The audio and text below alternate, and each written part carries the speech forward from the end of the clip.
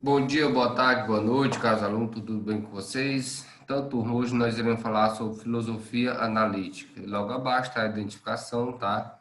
E a parte do livro, do qual vocês poderão estar acompanhando e estudando no livro também. É a página 313 a página 315.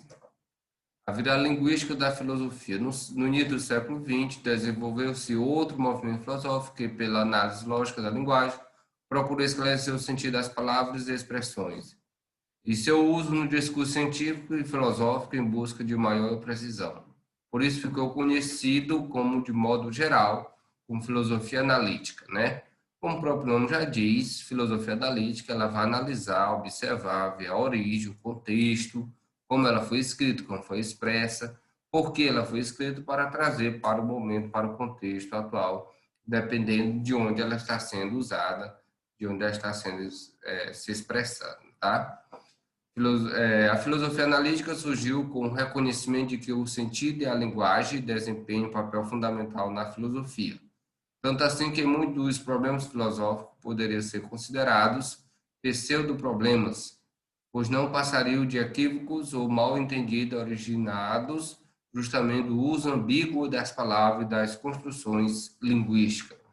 É mais ou menos essa ideia, né? E claro que essa ideia surgiu com Jung Habermas na escola de Frankfurt, né? Então, esse pensamento de estudar, de analisar os contextos das palavras, onde ela foi aplicada, por que ela foi aplicada, a origem, tá? E nós temos um autor muito conhecido que é Russell, Análise Lógica da Linguagem. O seu trabalho intelectual iniciou-se no campo dos estudos lógico-matemáticos. A tese central do princípio matemático consiste em demonstrar que toda a matemática pura advém dos princípios da lógica pura. Portanto, há uma identidade entre lógica e matemática. Russell ampliou essa tese ao buscar estabelecer os fundamentos lógicos do conhecimento científico em geral e, prosseguindo no projeto de apontar os pressupostos lógicos da racionalidade, submeteu a linguagem humana à análise lógica, contribuindo para o surgimento e desenvolvimento da filosofia analítica. Então, mais ou menos a ideia de Russo sobre o quê? Análise lógica da linguagem, como ele observa essa questão da lógica, e ele se baseia o quê? Principalmente no princípio de princípia matemática, né? Então, a matemática seria o quê? Esse trabalho intelectual que Russell tentou abordar, tentou desenvolver na área matemática, né? Falsos problemas. Grande parte dos problemas filosóficos se convertem em falsos problemas quando os analisamos e descobrimos que constituem apenas ambiguidades, imprecisões ou equívocos produzidos pela linguagem cotidiana. São chamados erros de linguagem.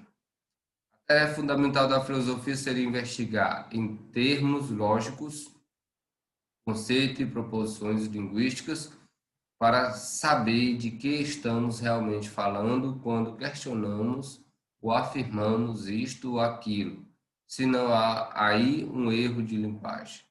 Sua principal ferramenta nessa tarefa seria a análise, né, lógica dos problemas. Então, mais ou menos o que eu havia falado, né?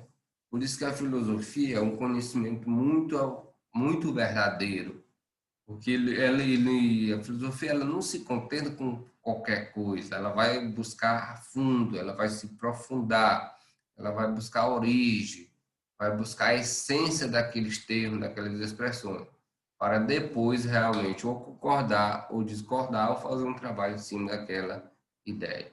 O Wittgenstein. Jogos de linguagem.